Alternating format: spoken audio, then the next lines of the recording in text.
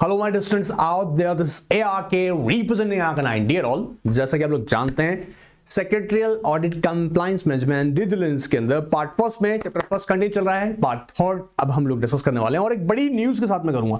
Of course previous year का news है, लेकिन बहुत सारा स्टूडेंट जानता नहीं है। सो हमें क्या करना है, सेशन को प्रैक्टिकल बनाना है। आपको इसका नॉलेज आना चाहिए, कमांड होनी चाहिए सब्जेक्ट के ऊपर, तो उसके लिए पता होना चाहिए कि एक्चुअली कॉर्पोरेट वर्ल्ड में क्या रहा है। जैसे न्यूज कह रही है, RBI imposes fine on several financial entities for violating norms। मतलब still what I'm trying to tell you, non-compliances and Vakrangee limited, जी हाँ वक्रांगी लिमिटेड पे सबसे हाईएस्ट फाइन लगाया। बोला छोड़ेंगे नहीं रे।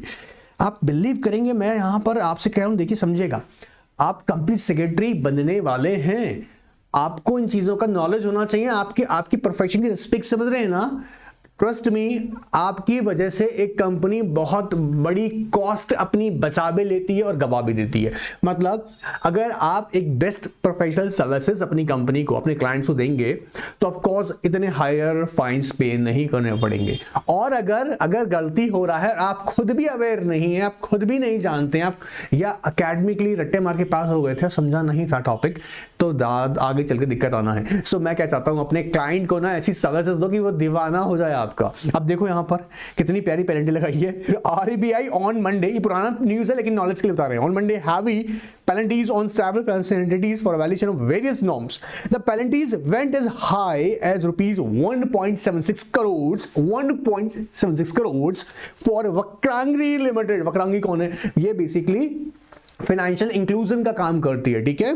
विच was fine for non compliance with some of the provision related to white level ATM WLA directions. ये मैं बताऊंगा जब बैंकिंग वाला को पढ़ाएंगे, बट यहाँ पर्पस क्या है, तुम्हें समझाना कि पेनल्टी का अमाउंट देख लो 1.76 करोड़।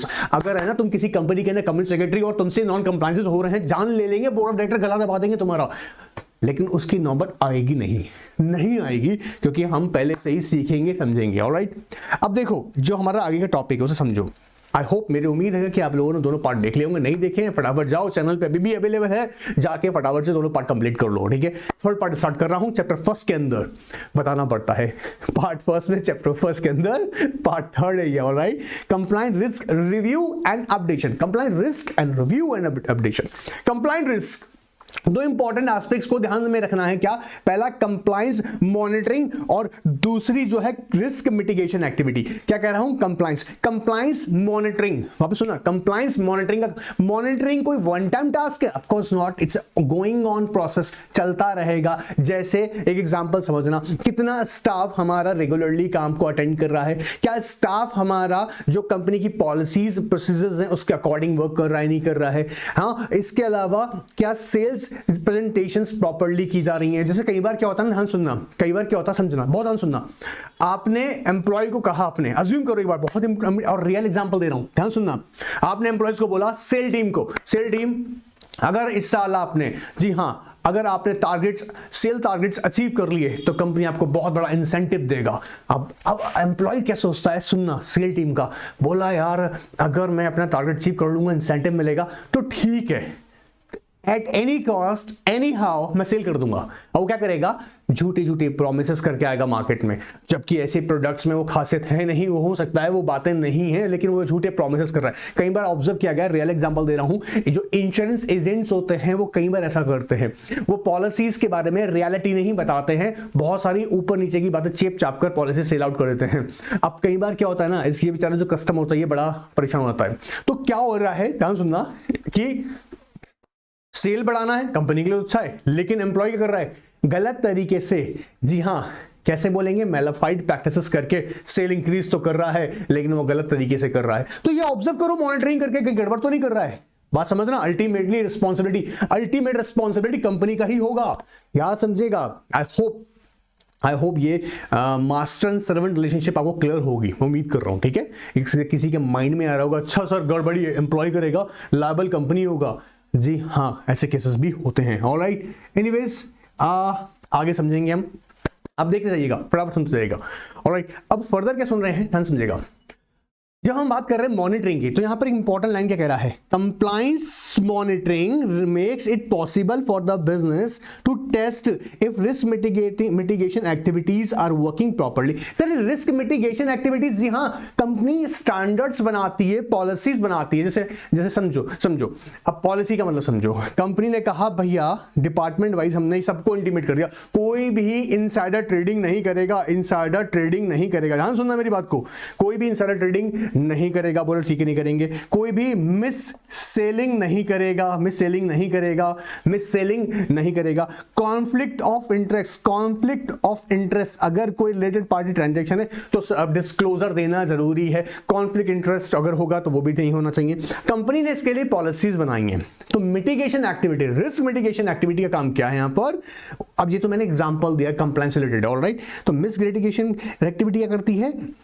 अगर वो प्रॉपर्ली एस्टैब्लिश्ड है, अगर कंपनी में risk mitigation activities properly working है, एस्टैब्लिश है, to identify new and change risk. So यहां पे क्या कर रहे हैं? पहला, compliant risk monitoring makes it possible for the business to test if risk mitigation activities are working properly. आपने सही स्टैंडर्ड्स क्रिएट किए हुए हैं, आपने सही पॉलिसीज बनाई हुई हैं, ठीक है।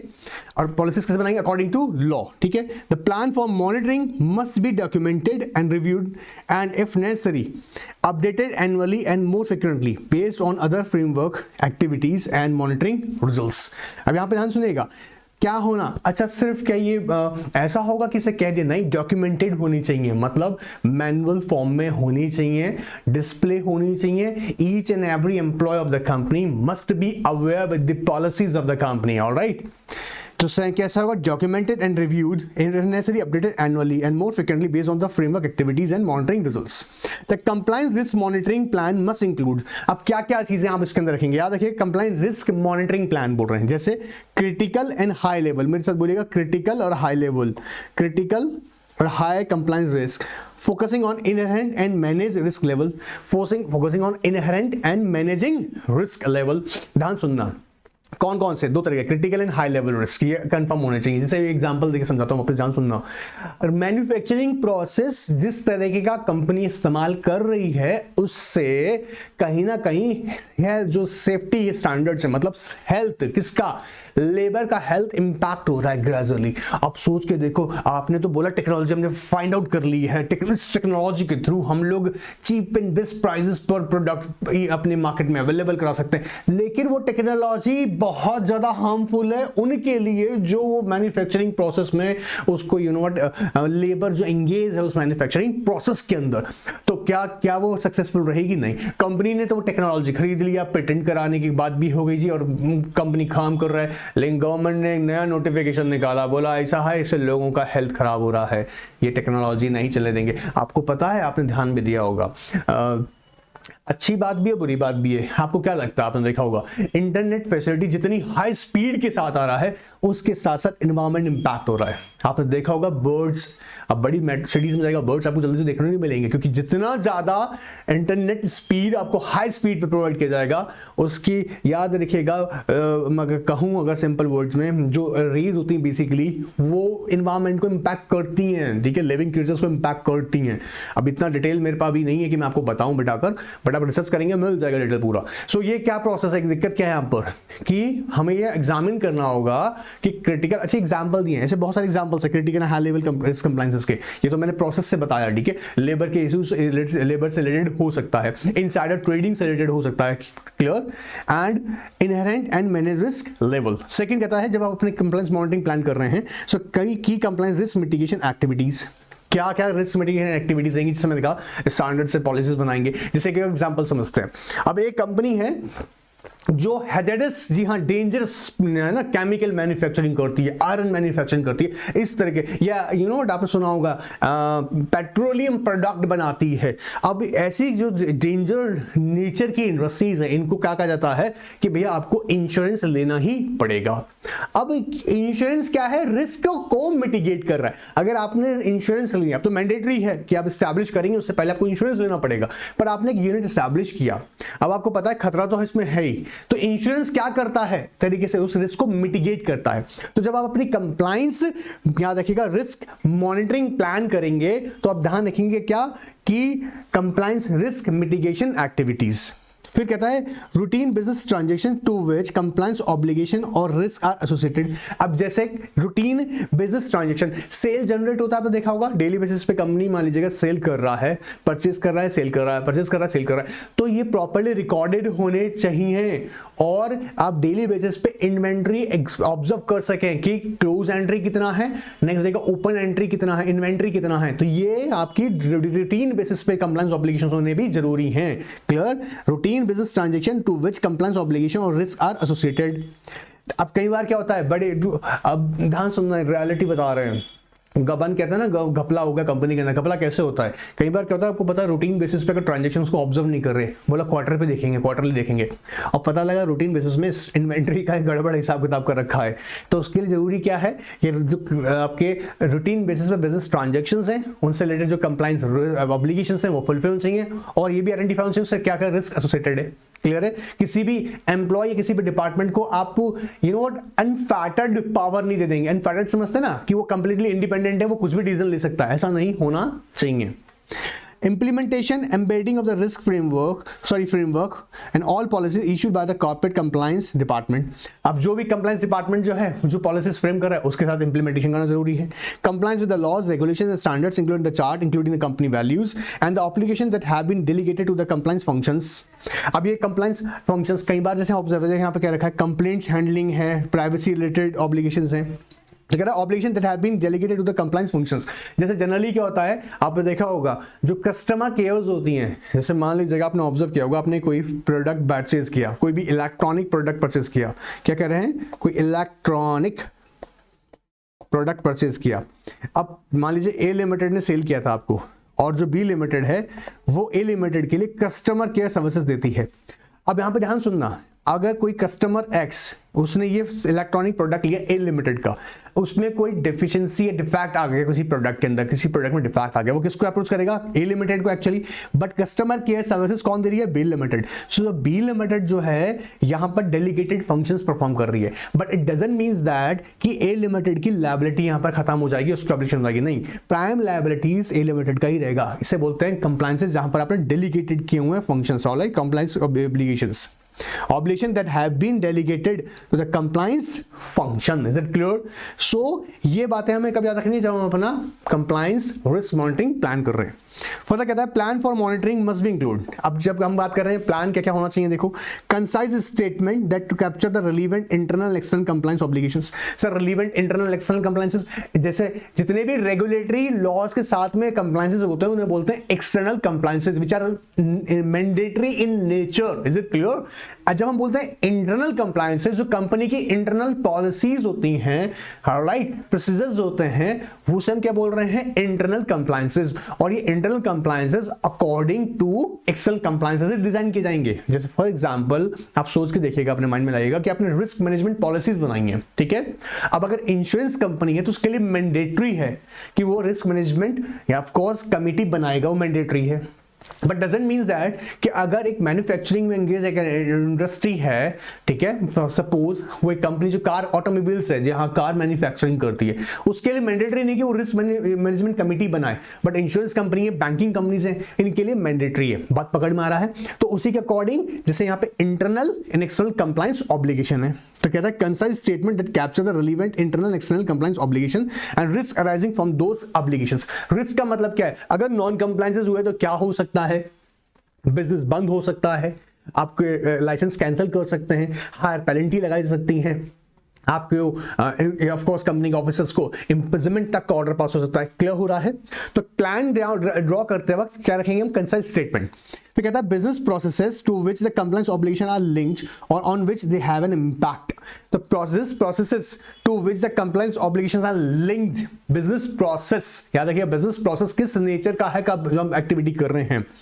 Specific compliance risk mitigation activities for managing the compliance obligations. जी हाँ, जैसे रिस्क मिटिगेशन एक्टिविटीज कैसे करते हैं? मिटिगेशन के लिए हम जयवार, मैंने अभी कहा आपको, आप स्टैंडर्ड्स बनाते हैं, पॉलिसीज ड्रॉ करते हैं, फिर आप क्लियर ऑनरशिप डिफाइन करते हैं कि किस डिपार्टमेंट में किसका क्या रोल होगा। जैसे अभी हमने कई बार एग्जांपल में बता रखा है, सीएफओ का क्या रोल होगा, रिस्क मैनेजमेंट टीम का क्या रोल होगा, कंप्लायंस में कंप्लायंस ऑफिसर्स का क्या रोल होगा, ठीक है। सो यहां पर हमको क्या करना है? Risk mitigation activity specifically draw करनी होगी। Now the first line tracking जिसे बोलते हैं ongoing tracking as a part of normal course of business activities. फिर second line monitoring जो कि कैसे होगी through the health check performed by the compliance functions. And third line insurance is an independent review performed by the internal audit for efficiency and effectiveness of first and second line activities. तो तीन तरह से यहाँ पे कर रहे हैं, जैसे एक तो ongoing process हो गया, फिर second अगर यार ध्यान से देखें तो ongoing process के बाद second line जो है monitoring है, कहता है health check performed by the companies. health check का मतलब लेबर की health check नहीं कर रहे हैं, health check का मतलब है the status of the compliance level, the status of the compliance level in the company. All right. Now further कहता है brief description of how tracking and monitoring activities are performed and the frequency of tracking and monitoring activities. tracking का मतलब जैसा company की wish पे भी होता है, इसे मंथली बेसिस पे करेगा. जैसे मैं प्रैक्टिकली मेरे कई क्लाइंट्स के केसेस में देखा है कि वो कई बार क्या करवाते हैं, वहाँ एक रूल है उनका 7 डेज का डिलीवरेबल्स रेडी करवाते हैं. 7 डेज के डिलीवरेबल्स का मतलब समझते हैं, जैसे हर एक डिपार्टमेंट के एचओडीज को हर एवरी वीक एक टारगेट दिया जाता है, ठीक है. और फिर क्या होता है, एवरी सैटरडे एक मीटिंग होगा. मीटिंग के अंदर इन हर एक जो एचओडीज होते हैं उन्हें उस मीटिंग के अंदर अपने अपने डिपार्टमेंट का जो पूरा वीक का उन्होंने वर्क परफॉर्मेंस रही है उसको यहाँ पर मीटिंग के अंदर डिस्कस करेंगे वो, ठीक है, with the senior management of the company. अब यहाँ पर क्या हो रहा है, हम रिव्यू कैसे कर रहे हैं, हम उसकी फ्रिक्वेंसी कितनी होगी वो यहाँ डिसाइड करेगा कंपनी. क्लियर है. तो ये आप बनाएंगे जब अपना प्लान क्रिएट कर रहे हैं. Frequency of tracking and monitoring activities and receipts और ट्रैकिंग और मॉनिटरिंग रिपोर्ट्स. क्लियर है. अब ये जो यहाँ पे बनेगा, यहीं पर जब हम बनाएंगे मीटिंग होगा, यहाँ पर याद रखिएगा यही डिपार्टमेंट एचओडीज अपना अपना रिपोर्ट सबमिट करेंगे, फिर यहाँ मीटिंग में डिस्कशन होगा. क्लियर है. और यहीं पर हम फाइंड आउट करते हैं कि कहाँ पर नॉन कंप्लायंसेस हो रहे हैं, नए कंप्लायंसेस फाइंड आउट किए गए, मींस नए कंप्लायंस मतलब कंप्लायंस ऑब्लिगेशंस फाइंड आउट किए गए. ऑलराइट, चलिए नाउ फर्दर. अच्छा ये देखो यहाँ पर एक चीज समझना, कहता है following methodology may be adopted for assessing the compliance mechanism of the company. जैसे risk culture assessment, risk culture या रिस्क कल्चरल असेसमेंट के लिए क्या होगा, आप कंपनी के एम्प्लॉइज हैं उनके साथ इंटरव्यू करेंगे, सर्वे करेंगे, ट्रेनिंग प्रोग्राम कंडक्ट करेंगे. देखो through the employee survey, interviews and document reviews, a company culture of ethics and compliance at all level of organisation is validated. The basis of this assessment is to identify gaps between the company current practices and regulatory requirements. Company current practice and regulatory requirements. बात पकड़ में आ रहा है कि company, जैसे अभी एक example समझना, अभी बोला गया कि अगर आप इन्वायरमेंट को इम्पैक्ट करते जा रहे हैं, ठीक है, और नए नॉर्म्स आ चुके हैं, नए रूल्स आ गए हैं कि वाटर और एयर से रिलेटेड, कि भैया आप कितना पॉल्यूशन एमिशन परमिटेड है, लेकिन आप फिर भी नए इक्विपमेंट्स और डिवाइसेस नहीं लगा रहे हैं जो पॉल्यूशन कंट्रोल करें. तो अभी यहाँ पर हम लोग ऑब्जर्व कर रहे हैं क्या कि करंट प्रैक्टिसेस कंपनी क्या फॉलो कर रही है अगर मैन्युफैक्चरिंग के अंदर है, और वाटर जैसे मैंने कहा या एयर से रिलेटेड जो नए नॉर्म्स हैं कि आपको इस तरीके की डिवाइसेस इंस्टॉल करनी होंगी अपनी फैक्ट्रीज में, मैन्युफैक्चरिंग यूनिट्स में. तो हमने किए हैं, नहीं किए, अगर नहीं करी है तो उसका कब तक की कहा गया, ड्यू डेट्स कब तक की हमें करनी होंगी, नहीं करी है, ड्यू डेट्स तक भी नहीं करते तो उसके फिर कॉन्सिक्वेंसेस क्या हो सकते हैं. क्लियर एकदम. Second, a program design and update. In this approach, a review of the guidelines documents that outline the reporting structure, communication methods, and key components of the code of ethics and compliance program is assessed. This encompasses, यहाँ से highlight करना, review of all aspects of compliance program, from the grassroots policies to the structuring board committee that oversees the program. So, compliance program. Policies and procedures क्या बनाएगी company internally according to the rules and regulations. Clear है. This approach compliance assessment, company should review and develop enhanced detailed policies of the program, including issue of financial reporting, antitrust, conflict of interest, gates, attainment, record accuracy, retention, employment, environment, global business, fraud, political activities, security, sexual harassment, etc. So these are the policies which are framed by the company. ये basically company internally design करती है according to the laws. Clear एकदम. Sir क्या ये exam में आ सकता है? बेटा आने नहीं आने का मैं कुछ नहीं कहूँगा, मैं यहाँ एक बात जरूर कहूँगा, एक बार रीड जरूर कर लो thoroughly. Clear एकदम. Then is communication training and implementation and ongoing self assessment, monitoring and reporting. अब मैं आपको एक बात बताता हूँ. देखो ये दोनों भी अभी रीड करना, इसी पे लेके आ रहा हूँ, नीचे इंपॉर्टेंट टॉपिक है, रीड जरूर करना. मैं ये रीडिंग हैबिट चाह रहा हूं, या आप सोच रहे होंगे इतना सारा पढ़ना पड़ता मैं दिल से, नहीं, रीडिंग हैबिट होना बहुत जरूरी है. ठीक है, रीडिंग हैबिट होना जरूरी है. ये क्वेश्चन इंपॉर्टेंट मार्क कर लो. ठीक है, एक बार ये इंपॉर्टेंट क्वेश्चन मार्क कर लीजिए फटाफट से और ध्यान समझते देखो, क्योंकि एग्जामिनर आपसे डेफिनेटली क्वेश्चन पूछ सकता है. ट्रेनिंग एंड इम्प्लीमेंटेशंस, क्या होता है समझेगा नए। अब आप एक इंटरेस्टिंग एग्जांपल से बताता हूं। कई बार क्या होता है डिपार्टमेंट में, कंपनी के अंदर हर एक बंदा लॉस के साथ अवेयर होगा, इट इज नॉट मैंडेटरी, जरूरी नहीं है।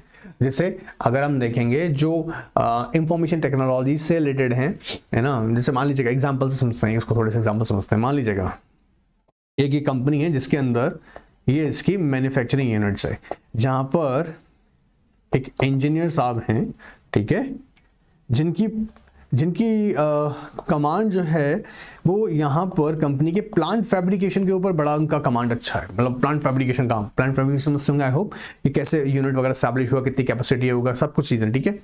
बट उन्हें ना कॉर्पोरेट लॉस के बारे में बहुत चीज़ें नहीं पता, लेकिन क्योंकि वो यहाँ पर प्लांट फैब्रिकेशन के एस्पेक्ट्स को कवर कर रहे हैं, तो यहाँ पर उनको ये जरूर पता होगा कि कितनी इलेक्ट्रिसिटी कंज्यूम होगी, कितना वाटर कंज्यूम होगा, ठीक है, कितनी हॉर्स पावर हमको जरूरत पड़ेगा इलेक्ट्रिसिटी के अंदर, वाटर कितना कंज्यूम होगा, पॉल्यूशन के लिए हमने कौन कौन सी डिवाइसेस यहाँ पे इंस्टॉल करनी मैंडेटरी है, कितना, मतलब लेबर के लिए, ऑफकोर्स लेबर के लिए क्या क्या इनोवेट बेनिफिट्स होने चाहिए, जैसे सेफ्टी स्टैंडर्ड्स वगैरह हैं, हेल्थ स्टैंडर्ड्स हैं, सारे एस्पेक्ट्स को कवर कर जाएगा। तो ये उसके साथ उनको अवेयर होना बहुत जरूरी है, ठीक है। अब समझो यहाँ पर अगर कुछ नए लॉज इंट्रोड्यूस होते हैं तो उनका फील्ड जो है ना, उस इंजीनियर का जो फील्ड है वो ये लॉ नहीं है, ठीक है, लेकिन नए लॉज जो इंट्रोड्यूस होंगे उसके साथ उनको फैमिलियर करना बहुत जरूरी है। उसके लिए क्या करते हैं, ट्रेनिंग प्रोग्राम कंडक्ट करते हैं, क्योंकि वो जो प्रोडक्शन हेड यहाँ पर, अगर इंजीनियर जो अगर यहाँ पर वो प्रोडक्शन हेड है, he must be aware with the all applicable laws and emerging laws. Emerging समझ रहे हैं, जो नए लॉज आ रहे हैं which are which he is concern with, जिसके साथ उनको कंसर्न होना, मतलब कि जैसे यहाँ पर प्रोडक्शन से रिलेटेड नए लॉज आए हुए हैं तो उसके साथ उनको अवेयर होना जरूरी है। उसके लिए कंपनी करती है, ट्रेनिंग प्रोग्राम्स कंडक्ट करती है। Let's understand it. Training and implementation in compliance framework, it is most important to create awareness of various compliance requirements. क्या कर रहे हैं, awareness, मेरे साथ हाईलाइट करो, बोलो उसको। It creates awareness of the various compliance requirements among the individuals responsible for such compliances, among the individuals, जैसे अगर नए टैक्सेशन रूल्स आ गए हैं तो सीएफओ कंपनी के पता होना अच्छा सही है, ठीक है। नए मार्केटिंग नॉर्म्स आए, मतलब ये कह दिया गया है कि आप इस तरह के एडवर्टीजमेंट्स नहीं बना सकते हैं, तो मार्केटिंग टीम को, मार्केटिंग हेड जो होगा उसको पता होना चाहिए, ऑलराइट। नए लॉज इंट्रोड्यूस हुए कॉर्पोरेट से रिलेटेड, तो यहाँ पे जो लीगल टीम है वो ऑफकोर्स लीगल टीम का तो हमेशा ही काम रहेगा, ठीक है। सो यहाँ पे क्या कर रहे हैं, create the awareness of various compliance requirements among the individual responsible for such compliances। इस पॉइंट को हाईलाइट कीजिएगा, ठीक है।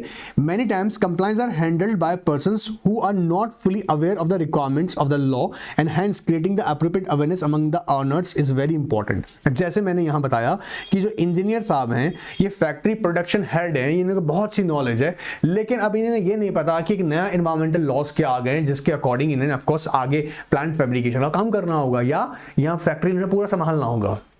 तो क्या करना होगा, इनको अवेयर करना जरूरी है। बात पकड़ में आ रहा है, क्लियर हो रहा है?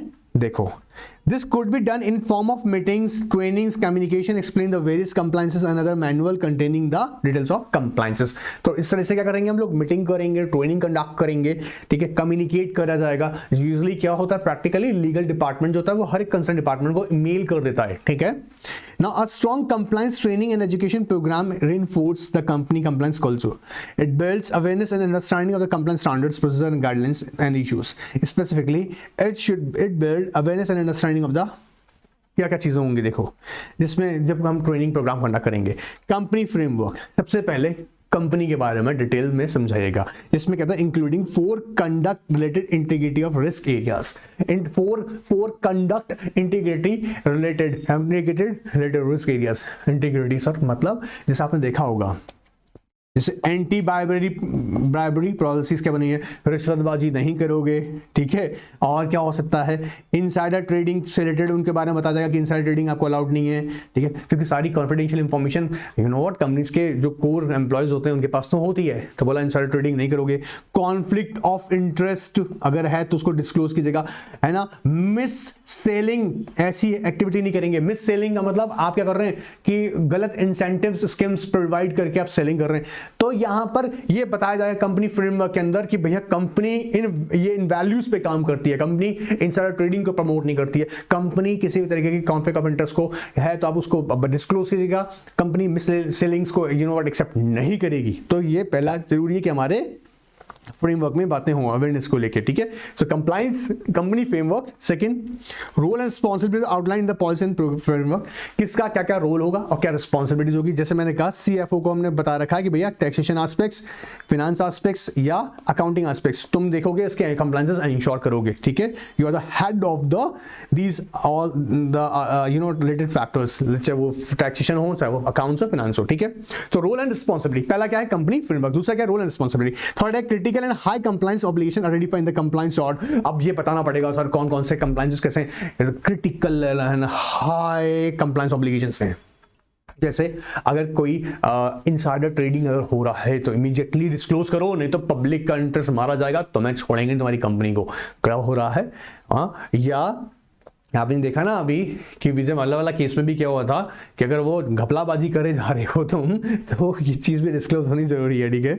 So critical and high level of compliances आपको बताने पड़ेंगे अपने कंप्लायंस चार्ट के अंदर कि कौन कौन से हैं क्रिटिकल, ठीक है। जैसे भी मैंने बताया एग्जांपल के, the process for addressing compliance issues and reporting concern. अब कैसे अगर फाइंड आउट हो गया तो कैसे आप बताएंगे क्या कि सर ये कंप्लायंसेस नॉन कंप्लायंसेस हैं, इसके रिपोर्टिंग प्रोसीजर क्या रहेगा। जैसे मैंने अभी बताया आपको, डिपार्टमेंट वाइज हर एक डिपार्टमेंट जो कंसर्न डिपार्टमेंट होता है वो रिपोर्ट प्रिपेयर करता है, फिर वो कमिटी सेक्रेटरी को या एमडी को ऑफ कोर्स अपनी रिपोर्ट सबमिट करता है, वही वहां पर एमडी समराइज रिपोर्ट प्रिपेयर करते हैं जिसको वो बोर्ड ऑफ डायरेक्टर्स को सबमिट करते हैं। तो ये प्रोसेस भी उनको बताया जाएगा ट्रेनिंग के दौरान, ठीक है। And consequences of failing to meet the compliance obligations, और क्या क्या कॉन्सिक्वेंसेस हो सकते हैं। जैसे मैंने एग्जांपल लिया कि अगर मान लीजिए आप फैक्ट्री से रिलेटेड एस्पेक्ट्स को कंप्लाई नहीं कर रहे हैं तो हो सकता है कि आपकी फैक्ट्री को सीज करे जाए, लाइसेंस कैंसिल कर दिया जाए, सस्पेंशन किया जाए, ठीक है। या लेबर से रिलेटेड इशू हो सकते हैं तो आपके पास सिविल सूट्स फाइल किए जा सकते हैं। हो सकता है कि सिविल एक्शन लिया जाए, पेनल्टिव एक्शन लिए जाएं, cessation of business activities, this is example of your non compliances. Alright, now अब देखो यहां पर आओ, the plan for compliance training and education programme must include. अब ये एक क्वेश्चन ये भी बन सकता है, ठीक है। Annual plan for compliance related training and education must be developed and updated. ऐसा नहीं एक बार बना दिए, टाइम क्या होना चाहिए, डेवलप एंड अपडेट होना चाहिए as necessary. Should indicate the target audience in training delivery methods. Compliance related training programmes should to the extent possible be integrated in the training plans. Now क्या क्या plans में आएगा, planning क्या क्या रखेंगे, concise statement that capture relevant internal external compliances, वही सारी aspects आएंगे। Business process to which the compliance obligation are linked, ये वही वापस बता रहा हूं। Brief description of training and education activity, target audience. अब ये थोड़ी ना कि कंपनी के अंदर सारे के सारे एम्प्लॉइज, कंपनी के अंदर 5 लाख एम्प्लॉय काम करते हैं, सोच के देखो थ्रू आउट इंडिया, ठीक है, सबके सबको ट्रेनिंग देंगे। अरे नहीं रे, जो जिससे रिलेटेड है, जैसे मैंने कहा नए टैक्स में नई चेंजेस आ गए, टैक्सेशन में नए चेंजेस आ गए, तो सीएफओ के लिए और उनसे कंसर्न जो डिपार्टमेंट है उनके लिए ही वो ट्रेनिंग होगा। तो यहाँ पे क्या target audience, references for existing employees, induction for new employees और ad hoc when required. Frequency of training और एजुकेशन, कब तक बार बार होनी है, कितनी बार ट्रेनिंग होना है एजुकेशन प्रोग्राम आपको। ये थोड़ी ना, it's not a one time job. Training का मतलब या अपडेशन का मतलब एक बार नहीं होता है, जैसे जैसे चेंज आएंगे वो कब तक होनी चाहिए ट्रेनिंग बार बार। जैसे नए, अब जैसे मान लीजिएगा एग्जाम्पल समझिएगा, जैसे मैंने कहा अभी कि बोला गया है कि भाई आप स्टिल कहा गया कि आप पॉली बैग्स, प्लास्टिक यूज नहीं करेंगे, बट अगर मैन्युफैक्चरिंग में प्लास्टिक यूज कर रहे हैं तो सरकार ने उसके लिए क्या एक्शन लिए हैं, कब तक का गाइडलाइंस दिए हैं, कब तक आप यूज कर सकते हैं, कब तक उसके बाद कंप्लीटली से बैन कर जाएगा। अब उसके अल्टरनेटिव्स क्या होंगे, नई मशीन लगाई जा रही है, कोई नया प्रोडक्ट बनाया गया है, उसके लिए भी ट्रेनिंग प्रोग्राम है, नए लॉज इंट्रोड्यूस हो गए उसके लिए ट्रेनिंग प्रोग्राम है, नई पॉलिसीज आई उसके लिए ट्रेनिंग प्रोग्राम है, कंपनी खुद इनिशिएटिव ले रहा है उसके लिए ट्रेनिंग प्रोग्राम से, कंपनी इंटरनेशनल मार्केट में बिजनेस करने लग गया है, अब नए प्लेटफॉर्म पे काम कर उसके लिए ट्रेनिंग प्रोग्राम से। बट ये ट्रेनिंग प्रोग्राम्स कंसर्न डिपार्टमेंट हो सकता है, कई बार तो ट्रेनिंग प्रोग्राम सभी एम्प्लॉयज के लिए होता है, ठीक है, जब अपनी कंपनी अपनी वैल्यूज को बताती है, कई बार सिर्फ कंसर्न डिपार्टमेंट के लिए होता है। तो यहाँ पे याद रखेंगे जब हम प्लान बनाएंगे तो एक बात याद रखेंगे, कौन सा कंसाइज स्टेटमेंट होगा, इंटरनल एक्सटर्नल हमारे जो एप्लीकेशंस हैं कंप्लायंस एप्लीकेशन, सेकंड है business process to which the compliance application are linked, then third है ब्रीफ डिस्क्रिप्शन, बोलेगा brief description of the training और education activity, then target audience कौन सी रहेंगी और फ्रीक्वेंसी क्या रहेगा, क्लियर एकदम ट्रेनिंग का और एजुकेशन एक्टिविटी का। आई होप मेरे बच्चों को ये वाला पार्ट भी क्लियर होगा, ठीक है। तो टेस्ट के लिए रेडी रहना, छोड़ना मत, अगर अच्छा स्कोर करना है, बाकी तुम्हारी मर्जी। एंजॉय कीजिए, गुड बाय, टेक केयर।